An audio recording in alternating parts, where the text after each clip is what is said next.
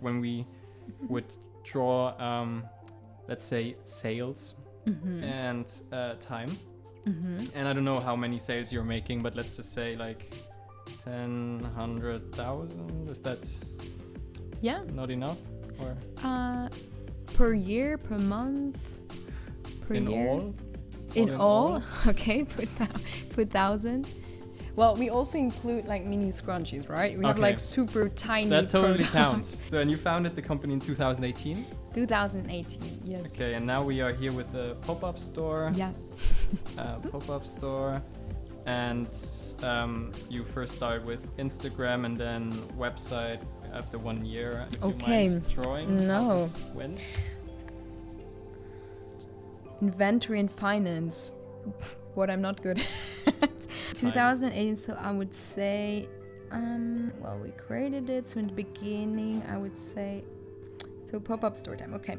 So Instagram, of course, helped already to get awareness. And then when I had this event, people came who saw what we did through Instagram, mainly friends and family.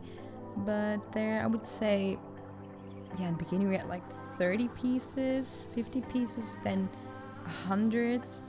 While I was studying, it was a lot the same. So I would say, well, because of the scrunchies, we did have a big quantity. I would say it got stuck between 500 and 1,000 pieces per year. And then after the pop-up store, luckily, boom, it all went up.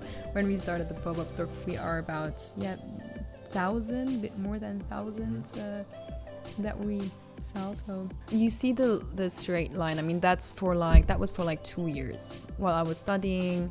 And we just sometimes had like these events. I would say we had like 4 or 5 events per year where we sold items. So there over the year, I would say it was like 500 pieces maybe.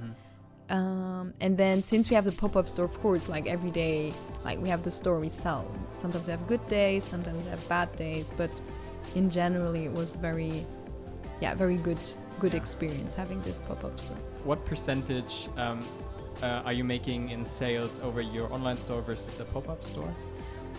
Until now, I would say 90% the physical shop and 10% the online store. So in the beginning, I mean, I was also a bit scared, like how much should we produce? Yeah, most of the items we were out of stock always very quickly. We had to order like the triple from the beginning of the pop-up 6 months ago to now, like 5 times more. To run this business and to keep running it, you need to take care of the financials, that it is profitable. Is this business profitable? I assume so, right? It is profitable. Yeah, I think also it's important that you should not associate like environmental friendly actions just with NGOs. Like companies, profitable companies should start implementing these kind of things. Do you have a number in mind what your margin is on different products or in general? Yeah, it depends. Like I always try to well, the thing is now that we grow, of course, there are so many costs that come that I never even thought about. Like most of the people always like, okay, like what does it cost to run this company? And we have like 15,000 euros of running costs per month, which when you think about it is so much. Because of course, I mean, it's produced ethically, and especially the products we produce with the Saheli women, they get a big share. So in the beginning, it was like the margin were times 3. So when we produced something, I did it times 3 to, of course, cover the shipping costs. You have the taxes, the running costs. I mean, you start having decoration, you start having a shop. I needed to get a salary out of it. So you do have to adjust almost for sure afterwards your prices. The most expensive items are our coats. And why they're so expensive, because they're so like exclusive in a way. It's so hard to find these fabrics, but most of them were scarves before that had a mistake in production. So even though the quality is amazing, for the people over there, like the suppliers, it's not worth anything because they cannot sell it.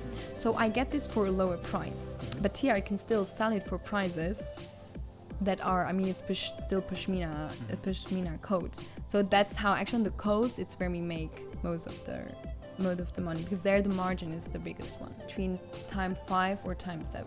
Okay. One thing also, for example, is we do not do wholesale. So if you go to a boutique and the boutique sells many different brands, well, they get almost 50% of the price. So actually now I understand that if you do your prices, you have to double it if you want to sell in other shops. And that's something I did not think about at all. So now when I'm like, okay, I want to also sell in other shops, I know that with the prices we have now, we will not make any money. If we start producing more, buying bigger quantities, buying more fabrics, of course then the prices per items will also come down. Yeah.